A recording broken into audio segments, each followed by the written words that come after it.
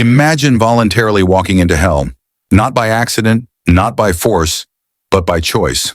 In 1940, a Polish resistance fighter did exactly that. He broke into Auschwitz, the most notorious death camp in history. But why? And did he ever make it out alive? His name was Witold Pilecki, and his story is one of the most extraordinary acts of bravery in World War II. Yet most people have never heard of him. Born in 1901 in Russian-occupied Poland, Pilecki grew up in a nation that didn't exist on any map. By the time he was a teenager, he was already fighting for Polish independence. He joined the Polish-Soviet War at just 18 years old, earning medals for valor. But it was September 1939 that changed everything.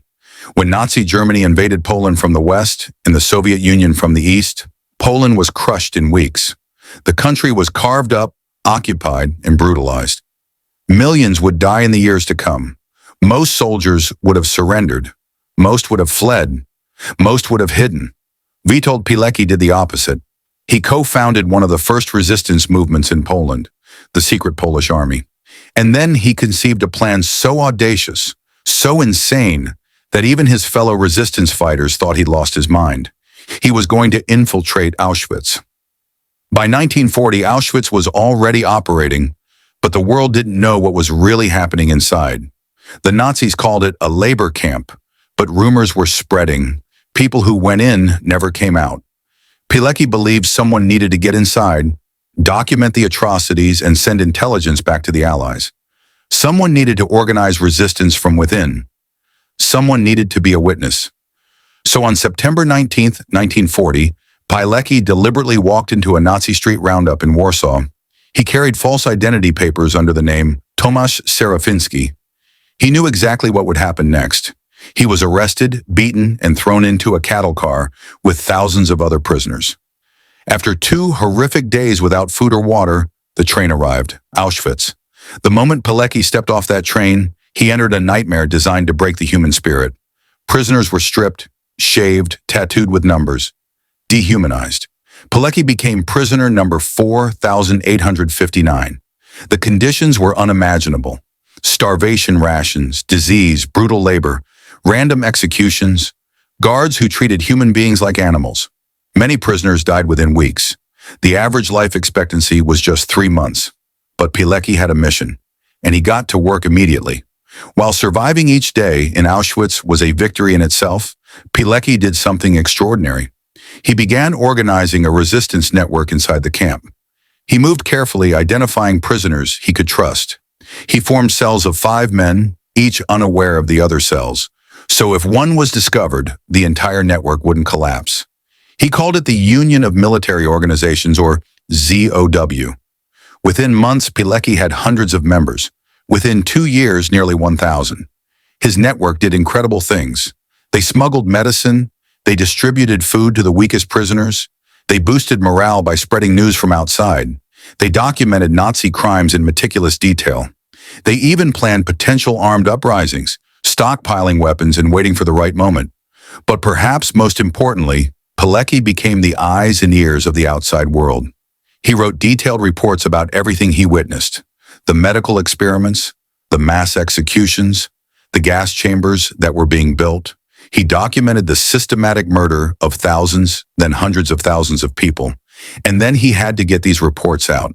Pilecki established an underground courier system. Messages were smuggled out in laundry, in the personal effects of released prisoners, through camp workers who had outside contacts. His reports made it to the Polish resistance in Warsaw, then to the Polish government in exile in London, and eventually to Allied commanders. He was giving the world proof of the Holocaust while it was happening. Pilecki desperately hoped this intelligence would trigger Allied action. An air raid on the camp, a rescue operation, something. He pleaded for help in his reports, but the help never came. The Allies had other priorities. The war continued. The killing continued. And Pilecki realized that after nearly 3 years inside Auschwitz, his mission had to evolve. By early 1943, Pilecki had been in Auschwitz for over 2.5 years, far longer than almost any prisoner survived. He'd witnessed horrors beyond imagination. He'd lost countless friends. He'd endured starvation, disease, and constant terror. But his intelligence reports weren't generating the response he'd hoped for, and he realized he could do more from the outside. He needed to make the world listen. On the night of April 26, 1943, Pilecki and two other prisoners executed a daring escape plan. They'd been working in a camp bakery near the perimeter. They overpowered a guard, cut through the phone lines to prevent alarms, and broke through a door they'd been secretly preparing for weeks. They ran, into the night, into the countryside, with search dogs and patrols hunting them. They hid in a farmhouse. They moved only at night. They evaded capture for days until finally reaching friendly territory.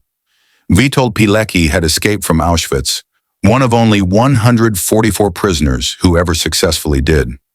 Most men would have gone into hiding after such an ordeal.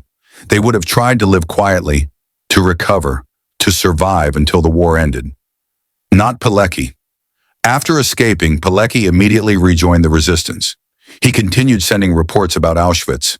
He wrote a comprehensive account of everything he'd witnessed, a document that would become one of the most important historical records of the Holocaust.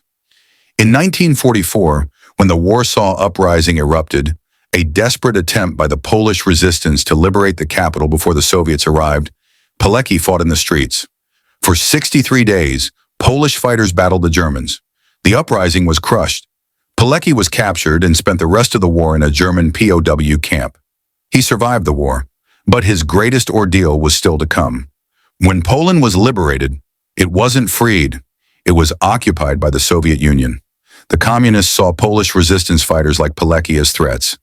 He was arrested in 1947 by the Soviet-backed secret police, charged with being a spy for the West.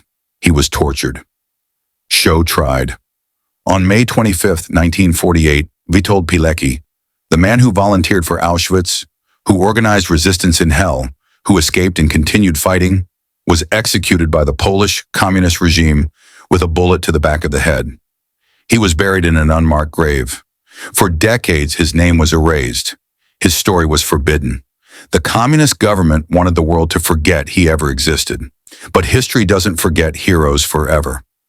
After the fall of communism, Pilecki's story began to emerge. His reports were published. His bravery was recognized. In 2006, he was posthumously awarded Poland's highest decoration, the Order of the White Eagle. Historians now call him one of the bravest individuals of World War II. British historian Michael Foot said, "He was possibly the bravest person I have ever heard of." Think about what Witold Pilecki did. He walked into a death camp by choice. He survived for 947 days in conditions designed to kill. He built a resistance network in the epicenter of evil. He documented genocide while it happened. He escaped. He kept fighting. And he never ever gave up. His story asks us a question we can't ignore. When faced with unimaginable evil, what would we do? Would we look away? Would we hope someone else takes action? Or would we be like Witold Pilecki, the man who volunteered for Auschwitz? Remember his name. Remember what he did. And remember that one person armed with courage and conviction can shine a light in even the darkest places. Please subscribe, comment, and like for more videos. Thanks for watching.